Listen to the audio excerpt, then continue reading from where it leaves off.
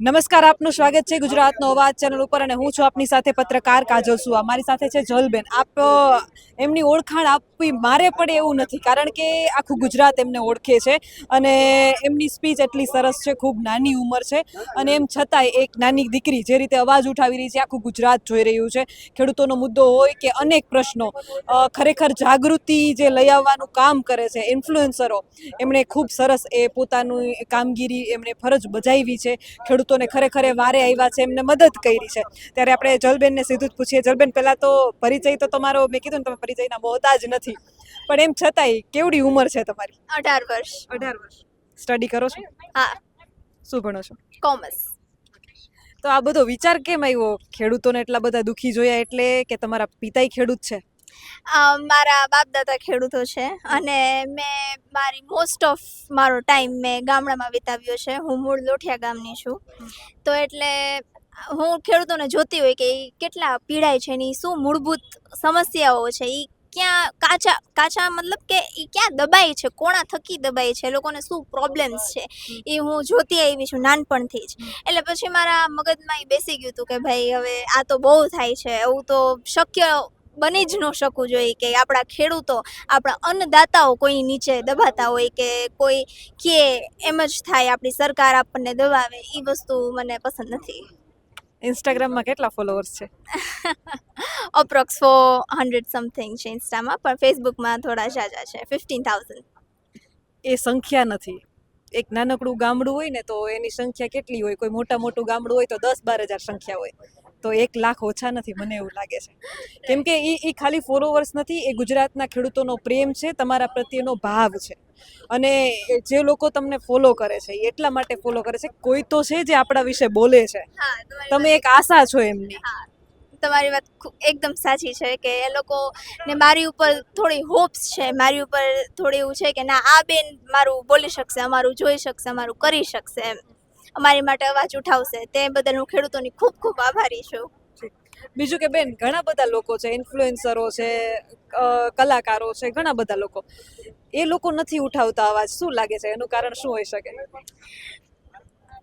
એનું કારણ એ ખુદ જાણતા હશે કે હું શું કામ નથી કરતી કે કરતો XYZ, કાંઈ પણ એનું ખુદનું કારણ હોઈ શકે. આ તો એક એવી વાત છે કે ચિંતા હોવી ખૂબ જરૂરી છે આપણા દેશના ખેડૂતો માટે. અને તમને એ પીડા મહેસૂસ થાય છે એટલે તમે અવાજ ઉઠાવો છો. બીજો મારો સવાલ એ છે કે જલબેન, જે રીતે તમે જોવો છો અત્યારે ખેડૂતોની પરિસ્થિતિ, શું હાલત છે ખેડૂતોની?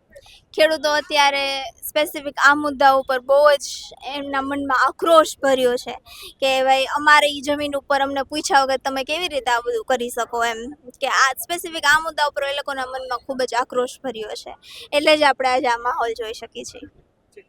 બીજું કે ઘરે બેસીને રીલ્સ બનાવવી અને ગ્રાઉન્ડ લેવલ ઉપર ઉતરવું, આજે તમે બેય જોયું છે. ગ્રાઉન્ડ ઉપર અને રીલ્સ બનાવવામાં ફરક શું હોય?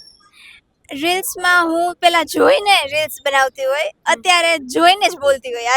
આ જ ડિફરન્સ છે. બાકી રીલ્સ તો એવી કાંઈ હું ખોટી નથી બનાવતી કે ભાઈ મારા મનમાં જે આવ્યું હોય મેં બોલી દીધું. એના માટે પણ ગ્રાઉન્ડ લેવલ ઉપર જઈને રિસર્ચ તો કરવું પડે ને કે શું પ્રોબ્લેમ્સ છે, શું ચાલે છે, શું નહીં, આ તે. તો એની માટે પણ ગ્રાઉન્ડ પર તો જવું જ પડે. આજે ગ્રાઉન્ડનો અનુભવ કેવો રહ્યો? ખૂબ જ સરસ. આટલા બધા ખેડૂતોને જોયા, તમને મળવા બધા આવ્યા છે કે જલબેન છે આપણા વિશે બોલે છે? એવું નથી, મને કોઈ ફેમ કે લાઇમલાઇટનું કે એવું નથી. મને ફક્ત એટલું જ છે કે ભાઈ ખેડૂતો ઓળખે છે મને એ રીતે કે જલબેન અમારી માટે સક્ષમ છે બોલવા. એમ મને લાઇમલાઇટનું કે મને ઓળખ જોઈએ છે, મને ઓળખ મેળવવી છે, મને એવું મનમાં નથી. બીજી વસ્તુ કે અત્યારે કલેક્ટર કચેરી જ્યારે ખેડૂતો આવ્યા, હું થોડીક લેટ પહોંચી. અંદર કલેક્ટર સાહેબે શું જવાબ આપ્યો બધા ખેડૂતોને? તમે ગયા હતા અંદર? ના, મને જવા દેવામાં જ નહોતી આવી. મારી સાથે બળજબરદસ્તી કરવામાં આવી હતી કે મારા વિડીયોઝ કે આ તે કે ગમે તે જોઈને કે આઈ ડોન્ટ નો કે કયા રીઝન માટે મને ન જવા દીધી, પણ મને અંદર જ જવામાં ન દેવામાં આવી. કદાચ તમને કલેક્ટર કચેરી અંદર જવા દીધા હોત તો તમે શું સવાલો કરત? મારા કાંઈ સવાલો નહોતા. મારી ખાલી એક નાનકડી કેવી અપીલ હતી કે ભાઈ તમે ખેડૂતોનું સાંભળો, તમે ખેડૂતોના હિત માટે સરકારને અમારો આવેદનપત્ર અને વાંધા અરજી સરકાર સુધી પહોંચાડો. મારી ખાલી એટલી જ અપીલ હતી કે તમે ખેડૂતોને એટલા મજબૂર ના કરો કે ભાઈ એ લોકોને આંદોલન કરવું પડે, એ લોકોને રોડ ઉપર નીકળી આવવું પડે. મારી ફક્ત એટલી 2-3 સિમ્પલ અપીલ જ હતી. બે ગણું વળતર જે ખેડૂતોને જાહેર કરવામાં આવ્યું છે શું તમારા મત મુજબ યોગ્ય છે ઈ? ના ના મારા મત મુજબ એ યોગ્ય નથી. તો ખેડૂતોને કેટલું વળતર મળવું જોઈએ? જે ખેડૂતોની માંગણી છે 400% માર્કેટ ભાવ કરતા. મોરબીનું આંદોલન જોયું ખેડૂતોનું? હા ત્યાંની મહિલાઓની એકતા જોઈ? ઓફકોર્સ.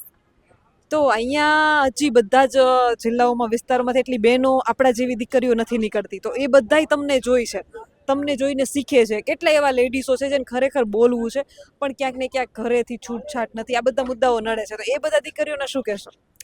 કે આપણી માટી માટે કાલ સવારે જાગીને તમે જ એ ખેતરના માલિક કે એ જમીનના માલિક બનવાનો છો, અથવા તો તમે જ એ ખેડૂત બનવાનો છો તમારા ફાધર પછી, તો તમે તમારી ધરતી માટે ઘરની બહાર નીકળો, તમે તમારી માટી માટે ઘરની બહાર નીકળો એમ. બીજું જંતર મંતર ખાતેનું આંદોલન જોયું છે? હા જોયું છે. તમે પણ એક વિદ્યાર્થીઓ છો, વિદ્યાર્થીઓની શું સમસ્યા છે અત્યારે?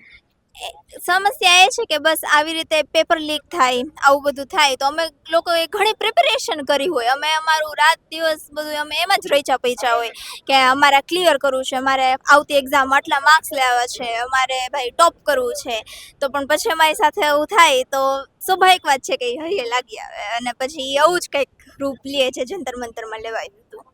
જલબેનને શું બનવું છે, શું સપના છે? ખેડૂતોના નેતા, ખાલી નેતા નહીં, ખેડૂતોના પ્રતિનિધિ. એટલે રાજકારણમાં જવું છે? ના.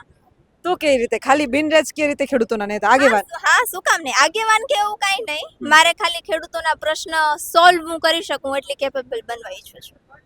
તો ખેડૂતોના પ્રશ્ન સોલ્વ કરવા હશે તો રાજકારણમાં તો જવું પડશે, કેમ કે જો તમારી પાસે કોઈ હોદ્દો હશે, પદ હશે, તો ખેડૂતો માગશે એ તમે આપી શકશો. એવું થોડી ને જરૂરી છે કે મારી પાસે કોઈ હોદ્દો કે પદ હોય તો જ ખેડૂતોની જે માંગણી હોય એ હું પૂરી કરી શકું છું. એની માટે રાજકારણમાં જવું એ એટલું અત્યારે મારી માટે મહત્વનું નથી લાગતું. ભવિષ્યમાં આગળ ઈચ્છા ખરી? કદાચ. તમે જેનજી છો, હમણાં જેનજીનું આંદોલન જોયું છે, હું પણ જેનજી છું, તો તમારા મત મુજબ અત્યારે જે ભારતનું રાજકારણ ચાલી રહ્યું છે, કઈ પાર્ટી સારી લાગે છે તમને? ખેડૂત પાર્ટી. પણ ખેડૂતની પાર્ટી હજી બની નથી, શું લાગે બનવી જોઈએ? ઓફકોર્સ બનવી જોઈએ, કે અત્યારે સ્પેસિફિક મુદ્દા એ લોકોના જ ચાલે છે, આપણા ખેડૂત ભાઈઓના જ ચાલે છે, તો 100% બનવી જોઈએ. ચાલો માનો કે ખેડૂતની પાર્ટી બની ને ખેડૂતોની જ સરકાર બની, તો તમારા મત મુજબ કયા એવા ચહેરાઓ છે જે ખરેખર અત્યારે ખેડૂત મુદ્દે લડે છે? કોણ કોણ એવા વ્યક્તિઓ છે? મને નથી લાગતું અત્યારે આ પરિસ્થિતિ જોઈને કે કોઈ હકીકતે ખેડૂતો માટે લડવા તૈયાર હોય. ક્યાંક ને ક્યાંક એ કોઈક ખુદનો ફાયદો જોતા હશે. આપણી સાથે જલબેન હતા અને જે ખેડૂતો મુદ્દે ખૂબ લડે છે, સોશિયલ મીડિયા ઇન્ફ્લુએન્સર છે, ખૂબ નાની ઉંમર છે, જેનજી છે, અને વિદ્યાર્થીઓ અને શિક્ષકો, શિક્ષણને લઈને અને ખેડૂતોને લઈને જે પ્રશ્નો છે એના વિશે અવાજ ઉઠાવે છે. કેમેરામેન રાજ પરમાર સાથે હું પત્રકાર કાજલ સુવા, આપ જોઈ રહ્યા હતા ગુજરાતનો અવાજ, જામનગરથી.